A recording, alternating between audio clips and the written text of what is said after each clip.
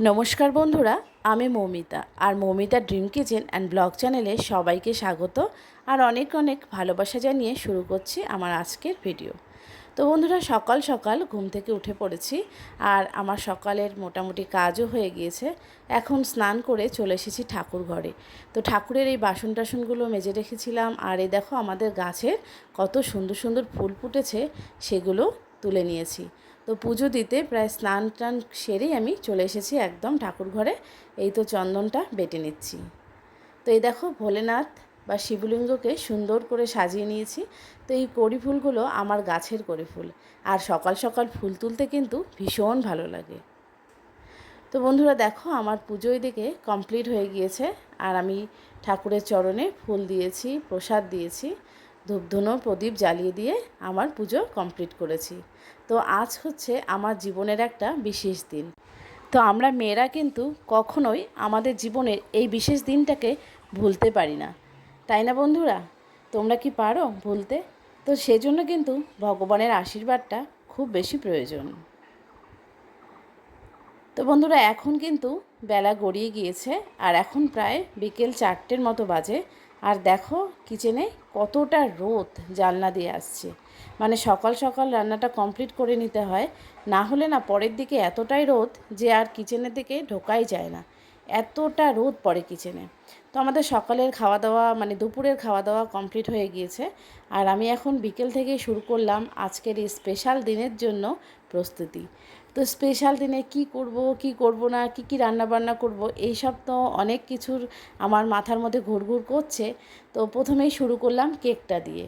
তো ফার্স্ট আমি কেকটা তৈরি করব। তো এই দেখো, কেকের জন্য আমি এখানে ময়দা নিয়ে নিয়েছি আর কেকে যা যা লাগবে আর কি, খুব সামান্য কিছু জিনিস, সেগুলো দিয়েই কিন্তু আমি একদম ফটাফট একটা কেক তৈরি করে নেব। তো নিয়ে নিয়েছি আমি এখানে এক কাপ মতো দুধ আর নিয়েছি চিনি। তো চিনিটা তো একটু বেশি করেই দিতে হবে, 1 কাপ ময়দা হলে 1 কাপ চিনি। তো 1 বাটির মতো আমি এখানে চিনি দিয়ে দিলাম। তারপর বেকিং পাউডার, তারপর দিয়ে দিতে হবে বেকিং সোডা। তো বেকিং পাউডার বেকিং সোডাটা এটা পরিমাণ বুঝে দিতে হবে। তো আমি কিন্তু এখানে 1 কাপের থেকে একটু বেশি ময়দা নিয়েছি। তারপরে এবার চামচ দিয়ে একটু ভালোভাবে মিশিয়ে নিতে হবে, আর দরকার হলে সামান্য একটু লবণও দিয়ে দেওয়া যেতে পারে। এরপর আমি এখানে দুধ দিয়ে দিচ্ছি, তবে দুধটা কিন্তু একবারে দেওয়া যাবে না, অল্প অল্প করে দুধটাকে দিতে হবে আর এটাকে একটু ভালোভাবে মিশিয়ে নিতে হবে। তো এরপরে না আমি এর মধ্যে দিচ্ছি তেল। আমি এখানে রিফাইন অয়েল ইউজ করলাম, কিন্তু চাইলে কিন্তু বাটারও ইউজ করা যেতে পারে। এরপর কিন্তু একটা ব্যাটার তৈরি করে ব্যাটারটা আমি একটা কেক মোল্ডে লাগিয়ে দিয়েছি। তো কেক মোল্ডে এখানে কিন্তু ব্যাটারটা ঢালার আগে আমি একটু অয়েল ব্রাশ করে নিয়েছিলাম, সেটা কিন্তু আমি দেখাতে ভুলেই গিয়েছি। তো আর এইদিকে আমি বসিয়ে দিয়েছি দুধটা খুব ঘন হওয়ার জন্য অপেক্ষা করছি। আর এদিকে দেখো একটা ঢাকনা দিয়ে কেকটাকে ঢেকে দিয়েছি। তো বন্ধুরা, বাড়িতে না ছোটো মোটো কোনো অনুষ্ঠান বা ঘরোয়া কোনো অনুষ্ঠান হলে আমি বাইরে থেকে কেক কিনে আনি না, এভাবে ঘরেই বানাই। আর এখানে আমি একটা ডেজার্ট তৈরি করব, যার জন্য নিয়েছি সাবুদানা। আর সাবুদানাগুলো আমি অনেকক্ষণ আগেই ভিজিয়ে রেখেছিলাম, প্রায় সকালের দিকে ভিজিয়ে রেখেছি আর সাবুদানাগুলো বেশ ফুলে ফুলে উঠেছে। তো এদিকে দুধটা না খুব ঘন করে জাল দিয়ে নিতে হবে।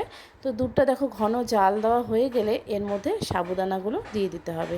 আর সাবুদানাগুলো দেওয়ার পর কিন্তু কিছুক্ষণ একটু নাড়াচাড়া করতে হবে।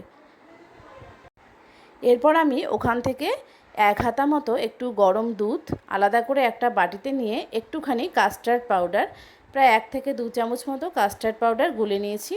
তো তারপর এই যে জাল দেওয়া দুধটার মধ্যে এই কাস্টার্ড পাউডারটা ঢেলে দেবো। আর এর মধ্যে কিন্তু আমি চিনিও দিয়ে দিয়েছি, তবে চিনির পরিমাণটা যে যেরকম খেতে পছন্দ করে সেরকম দিলেই ভালো হয়। তো কাস্টার্ড পাউডার দেওয়ার পর দেখো এরকম দুধটা অনেকটাই জাল দিয়ে নিতে হবে, যাতে একটু ভারী ভারী হয়ে যায় আর সাবুদানাটা যাতে গলে না যায় সেদিকটাও দেখতে হবে।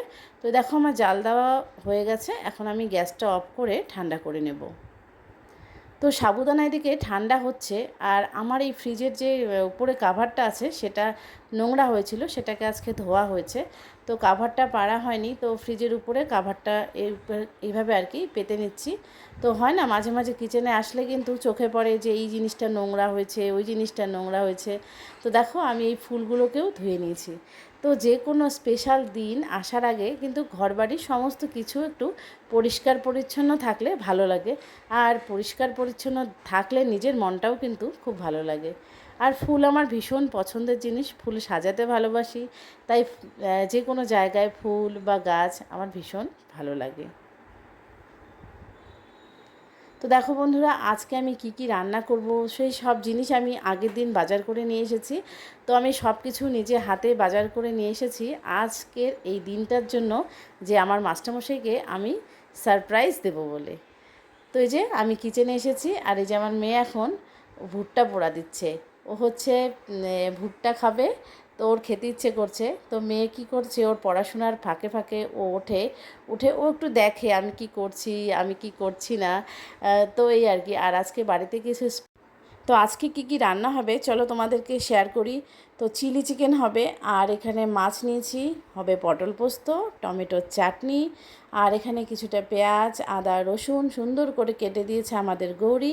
আর এখানে হচ্ছে বিট, এটাকে গ্রেট করা হয়েছে। তো যা যা রান্না করব সব কিছু হাতের সামনে গোছানো রয়েছে। তো এখন কিন্তু রান্না করতে খুব বেশি একটা সময় লাগবে না।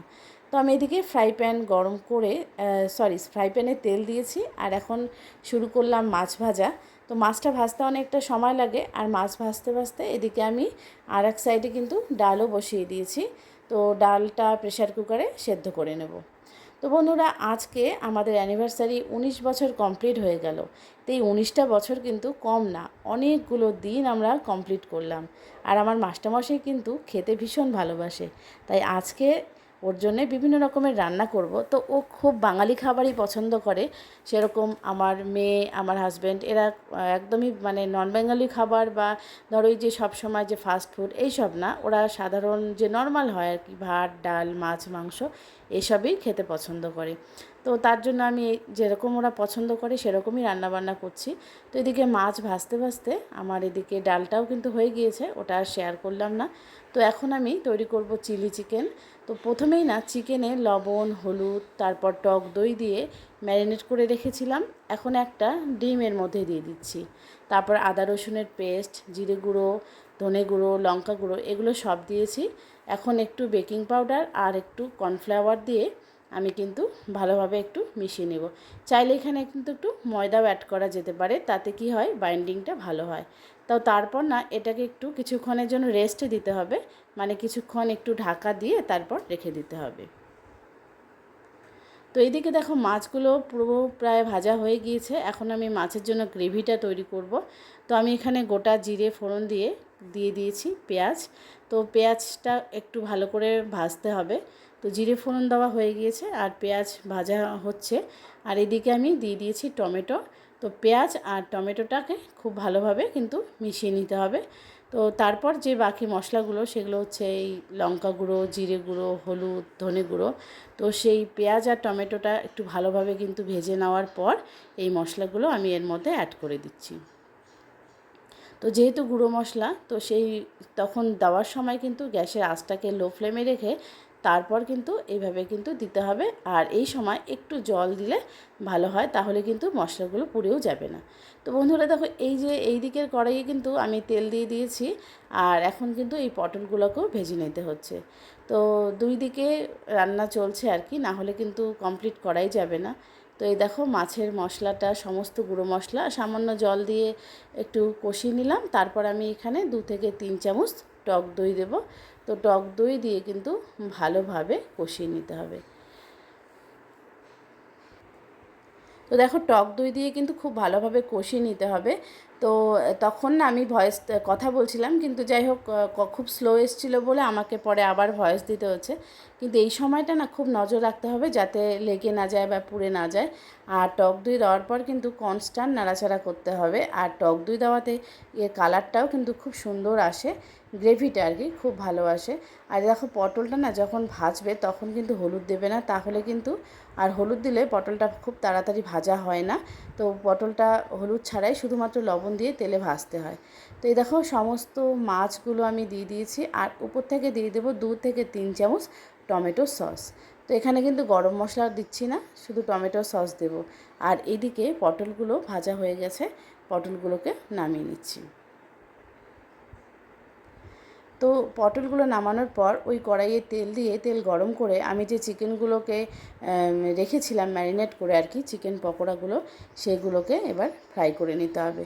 তবে চিকেন পকোড়া ফ্রাই করার সময় এটা কিন্তু একটু ডিপ তেল, মানে ডিপ অয়েল দিতে হবে, একটু বেশি করে তেল দিয়ে তারপর এটাকে ফ্রাই করে তুলে নেওয়া যেতে পারে। তো এদিকে আমার চিকেন পকোড়া হচ্ছে, আর এদিকে বাড়িতে কিন্তু চিকেন পকোড়া খাওয়ার ধুম পড়ে গিয়েছে। তো যাই হোক, তো বন্ধুরা দেখতে দেখতে অনেকগুলো বছর আমরা পার করে এলাম। খুব কম বয়সে আমার বিয়ে হয়েছে, ছোট্ট বয়সে। তখন কিন্তু আমি একটা আলু পর্যন্ত ছিলতে পারতাম না। আর আজকে কিন্তু আমি দিব্যি রান্নাবান্না করে অনায়াসেই 10-12 জন মানুষকে কিন্তু খাওয়াতে পারি, সেইটুকু ক্ষমতা আমি রাখি। তো যাই হোক, সময়ের সাথে সাথে সব কিছু হয়। তো খুব ছোট্ট বয়সে আমার বিয়ে হয়ে যায়। বিয়ের পর আমার পড়াশুনো, বিয়ের পর আমি চাকরিও করেছি। তো যাই হোক, সব মিলিয়ে মিশিয়ে এখন আমি একদম মানে পাকা গৃহিণী হয়ে গেছি। সেটা আমি এখন নিজেও বুঝতে পারি আমার কাজের মধ্য দিয়ে। তো রান্নাবান্না প্রায় সবই শিখে নিয়েছি, কোনো কিছুতেই কোনো অসুবিধা নেই। তো যে যতটা দিনও গড়িয়েছে তার সাথে সাথে নিজেও বুঝতে পেরেছি যে আমিও অনেকটা ম্যাচুরেট হয়ে গিয়েছি আর বড় হয়েছি। তো যখন আমার বিয়ে হয় তখন আমি মানে বাবার বাড়িতে এক গ্লাস জলও ভরে খেতাম না। আমি ছিলাম বড় মেয়ে আর কি বাড়ির, আর কতটা আদরে বড় হয়েছি আমি বাবু জেঠুর কাছে সেটা বলার অপেক্ষা নাই। তো যাই হোক বন্ধুরা, দেখতে দেখতে আমার রান্না অনেকটাই হচ্ছে, আর রান্নার সাথে সাথে আমি তোমাদের সাথে কিছু কথাও শেয়ার করলাম। তো ওই তো চিকেনগুলোকে ফ্রাই করে তুলে নেওয়ার পর ক্যাপসিকাম আর পেঁয়াজগুলো ভেজে নিয়েছি। আর এখন তৈরি করব চিলি চিকেন। তো চিলি চিকেনটা না অনেকে অনেকভাবে রান্না করে, এক একজনের রান্না করার ধরন এক এক রকম। কিন্তু আমি যেটা রান্না করি একদম সিম্পল এবং ইজি প্রসেসে, যেটা আমাদের খেতে ভালো হয়, সবারই ভালো লাগবে সেরকম। তো এই তো তেলের মধ্যে পেঁয়াজ দিয়ে দিয়েছি, তারপর আদা বাটা, রসুন বাটা, জিরে গুঁড়ো, লঙ্কার গুঁড়ো সমস্ত কিছু দিয়ে মশলা দিয়ে তারপর খুব বেশি কিছু না, একটু উষ্ণ গরম জল আমি এর মধ্যে ঢেলে দিয়েছি। তো এই দিকে না আমি মশলা তৈরি করে নিয়েছি। তো যেহেতু অনেকটাই রান্নাবান্না, তো সব কিছু তো সম্পূর্ণ শেয়ার করা সম্ভব না, তাই আমি কিছুটা শেয়ার করলাম। পটল পোস্তর জন্য আমি এখানে পোস্ত আর মগজদানা মিক্সার গ্রাইন্ডারে এটা বেটে নিয়েছি, আর এখানে কাঁচা লঙ্কা সামান্য আদাও দেওয়া আছে। এবার সব কিছুকে একটু ভালোভাবে ফ্রাই করে নিতে হবে, নিয়ে তারপর ওখানে পটলগুলো দিতে হবে। তো এদিকে চিলি চিকেনের জন্য একটা বাটির মধ্যে নিয়েছি 3 রকমের সস। এখানে রয়েছে টমেটো সস, সয়া সস আর গ্রিন চিলি সস। এই 3 রকম সস আমি মিশিয়ে নিয়েছি। তো এদিকে দেখো, পটলটা আমি জল দিয়েছি, এর গ্রেভিটা ফুটতে শুরু করেছে। এবার ভেজে রাখা পটলগুলো দিলেই রেডি হয়ে গেল আমাদের পটল পোস্ত। আর উপরে একটু সরিষার তেল দেবো। আর এদিকে চিলি চিকেনেরও সব কিছু রেডি হয়ে গেছে। তো গরমের মধ্যে ঘেমে টেমে কী অবস্থা, তবু মনের মধ্যে একটা আনন্দ রয়েছে, যেহেতু স্পেশাল দিন আর মাস্টারমশাইকে সারপ্রাইজ দেবো বলে কথা। তো যাই হোক বন্ধুরা, দেখো আমার চিলি চিকেনটাও কিন্তু আমি একটু শর্টকাট শেয়ার করলাম, না হলে কিন্তু তোমাদেরই বোরিং লাগবে ভিডিও দেখতে দেখতে। তো আজকে অনেক রকম রান্না হয়েছে। তো দেখো ফাইনালি আমাদের চিলি চিকেন কমপ্লিট। আর এখন ওই যে 3 রকমের যে সসটা তৈরি করেছি, চিলি সস, সয়া সস আর টমেটো সস, এই সসটাকে একসাথে মিশিয়ে উপর থেকে ছড়িয়ে দিলেই কিন্তু ইয়াম্মি ইয়াম্মি চিলি চিকেন আমাদের একদম রেডি। তো খেতে কিন্তু দারুণ হয়েছিল, সবাই কিন্তু খুব প্রশংসা করেছিল আমার চিলি চিকেনের। তো তোমরাও বাড়িতে এরকম করে চিলি চিকেন বানিও বন্ধুরা। তো অবশ্যই কিন্তু দেখবে আমার কথা তোমাদের মনে পড়বেই পড়বে।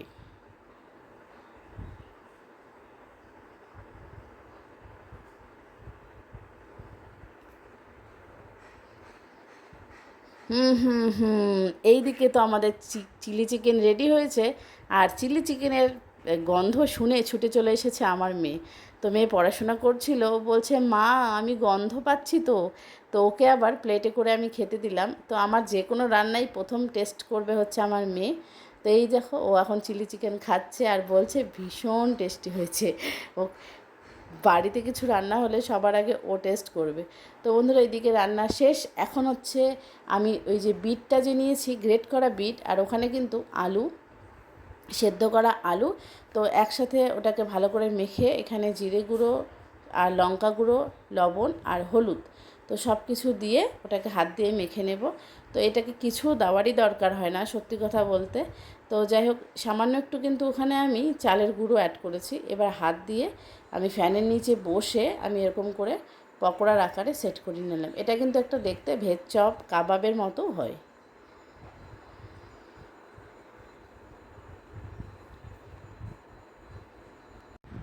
রান্না কমপ্লিট করে এবার সব কিছু টেবিলের উপর সুন্দর করে সাজিয়ে রেখেছি। তো প্রথমেই দেখো আমি এখানে ভাত আর এই সাবুদানা যে ডেজার্ট তৈরি করেছি এটা আমার হাতে বানানো কেক, আর এটা হচ্ছে ডাল। তো কেকটা না আমি চেয়েছিলাম ডিজাইন করতে, তো টাইম হয়নি।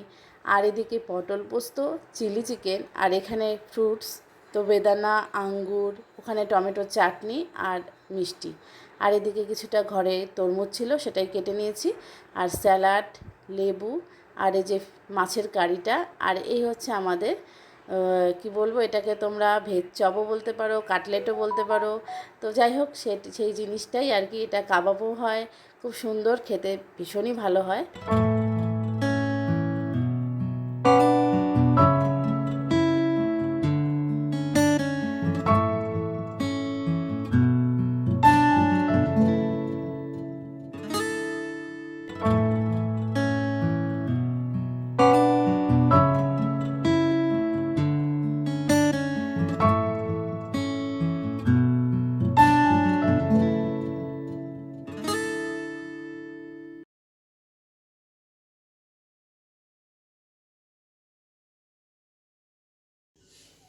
তো বন্ধুরা, এখন একদম সাজুগুজু করে তোমাদের সামনে চলে এসেছি।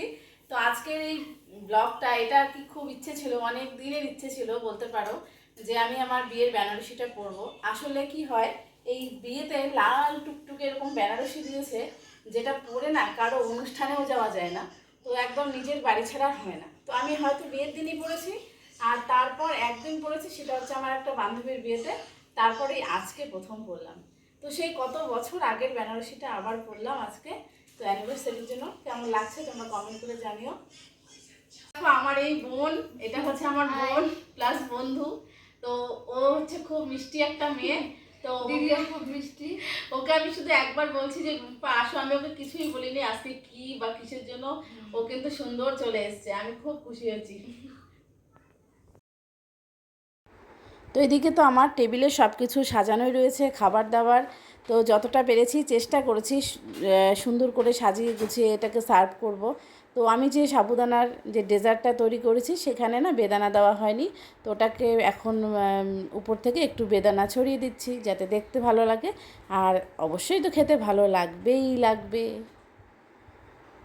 তো তারপর না এখানে যে দেবজ্যোতি এসছে, দেবজ্যোতি হচ্ছে আমার হাজব্যান্ডের কলিগ। তো আমাদের অ্যানিভার্সারির কথা শুনে দেবজ্যোতি একটা কেক নিয়ে চলে এসছে। তো দেখো, কেকটা ভীষণই সুন্দর, একটা কিউট কেক। তো মন থেকে কোনো কিছু চাইলে সেটা কিন্তু হয়েই যায়, তো আমি সেটা প্রমাণ পেলাম।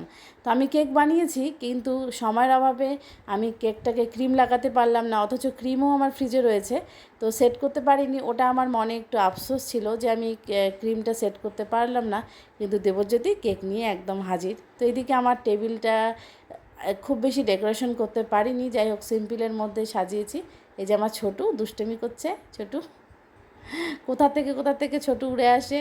আর এই যে দেখো যে আমার বানানো কেক। এখন আমরা কেক কাটবো, এটা তো দেবজ্যোতি নিয়ে এসেছে, আর এটা আমি তৈরি করেছি। তো ইচ্ছা ছিল কেকটাকে সুন্দর করে ডেকোরেশন করব, তো সময়ের খুব অভাব, তো সময় হচ্ছে না। তো যাই হোক, এখন দেবজ্যোতি এসছে, রূপা এসছে, আর মাস্টারমশাইয়ের এতক্ষণে সময় হলো। তো আমরা এখন কেকটা কেটে নিচ্ছি।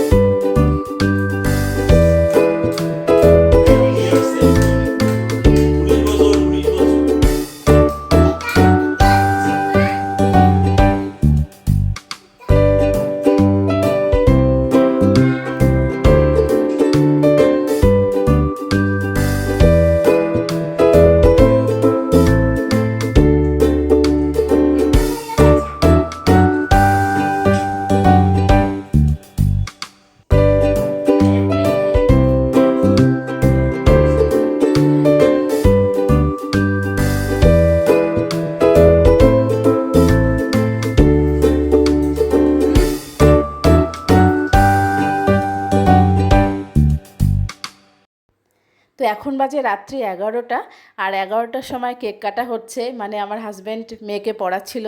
তো মেয়ের পড়া হচ্ছিল, ওর বাবা ওকে পড়াচ্ছিল, আর একজন স্টুডেন্ট ছিল। তো পড়াশোনার পর কিন্তু আমাদের এই মানে কেক কাটার প্রোগ্রামটা করা হয়েছে। যাই হোক, অনেকটাই রাত্রি হয়েছে। তো যে যেখান থেকে আমাদের আজকের ভিডিওটা দেখছো, বড়দের জন্য রইল প্রণাম, আর ছোটদের জন্য রইল অনেক অনেক ভালোবাসা।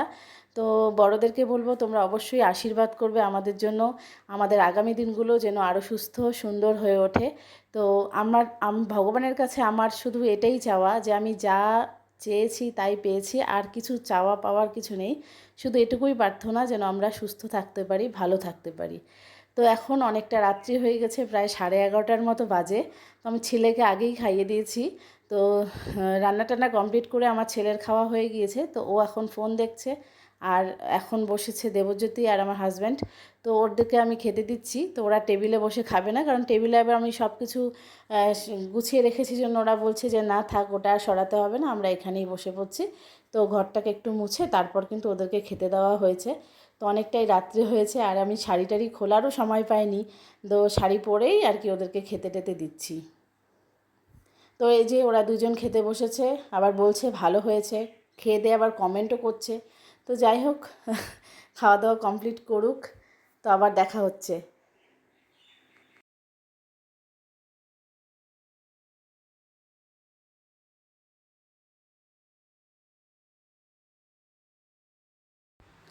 তো এখন আমরা সবাই মিলে খেতে বসে পড়েছি। তো সবাই মিলে একবারে ঘরের মেঝের মধ্যে নিয়ে বসে পড়েছি, যেমন রাত্রি অনেকটা আছে। আর মাগো তো একদম চিলি চিকেনের গামলা শুদ্ধ নিয়ে বসে পড়েছে। এই যে ছোটু, ছোটু এখন চাটনি খাচ্ছে, মানে ও সবাইকে সার্ভ করছে, মিষ্টি দিচ্ছে, চাটনি দিচ্ছে, এই আর কি। তো এই দেখো আমরা সবাই খাচ্ছি। আর এই যে দেবজ্যোতির বউ রুম্পা, রুম্পা আবার বলছে সব রান্নাই নাকি ভালো হয়েছে। তো বন্ধুরা আসলে কি বলো তো, আমাদের সবসময় না ভয়েসটা আমি দিতে চাই না, কিন্তু ব্যাকগ্রাউন্ডে কোনো না কোনো মিউজিক, কোনো না কোনো গান, কোনো না কোনো আওয়াজ চলে আসে, পরে আমাকে আবার ভয়েসটা দিতেই হয়। তো যাই হোক, আমাদের এখন সব শেষে আমি আর কি খাবো। তো আমাদের খাওয়া দাওয়া হয়ে গেছে, আর সবাই কিন্তু খেয়ে নিয়েছে। তো যাই হোক, রান্না বান্না করেছি, খাওয়া দাওয়া হয়েছে। তো শাড়িটা এখনও ছাড়িনি, ছাড়বো অনেকদিন পর শাড়িটা পরলাম। তো তো শাড়িটা খুলতেই ইচ্ছে করছে না। তো কয়েকটা ফটো টটো তুলে তারপর শাড়িটা খুলবো। তো খাওয়া দাওয়া করেছি, এখন এই যে ডেজার্টটা বানিয়েছি, সাবুদানা ডেজার্টটা, ওটা মানে খাইনি, ওটা এখন খাচ্ছি। তো এটা না ফ্রুটস দিয়ে, তো আমি এর মধ্যে একটু যেহেতু ওই কাস্টার্ড পাউডার দিয়েছি, টেস্টটা না দারুণ হয়েছে। আর এটাকে যদি ফ্রিজে রেখে খাওয়া যায় তাহলে আরও বেশি ভালো হয়, মানে ঠান্ডা ঠান্ডা খেলে এটা বেশি ভালো লাগে। তো বন্ধুরা, ভিডিওটা অনেকটাই বড় হয়ে গেল। তো আমার আজকের ভিডিওটা তোমাদের কেমন লাগলো কমেন্ট করে জানিও, আর ভালো লাগলে চ্যানেলটাকে সাবস্ক্রাইব করো। তো বন্ধুরা, দেখা হবে নতুন কোনো ভিডিওতে। আজকের মতো টাটা।